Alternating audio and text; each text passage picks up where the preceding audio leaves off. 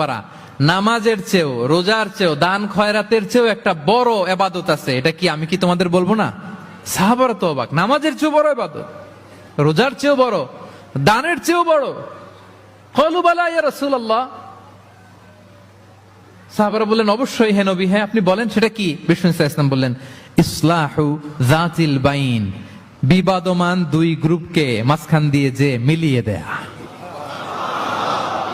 নামাজের চেয়েও বড়, রোজার চেয়েও, সাদাকার চেয়েও বড়, মিলায় দেওয়া। আমরা মনে করি সেজদা দিতে দিতে কপালে দাগ ফেলে দিছি, এটাই তো বড় ইবাদত। এটা তো নিঃসন্দেহে বড় ইবাদত।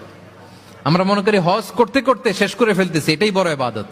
জিকির করতে করতে আমরা দিন রাত এক করে ফেলতেছি, এগুলো তো নিঃসন্দেহে ইবাদত। কিন্তু দুই ভাই বিবাদমান দুই গ্রুপের মধ্যে আপনি যদি মিলিয়ে দেন, এগুলো নফল রোজা, নফল দান, নফল সালাতের চেয়েও বেশি সওয়াবের কাজ। পড়েন সুবহানাল্লাহ।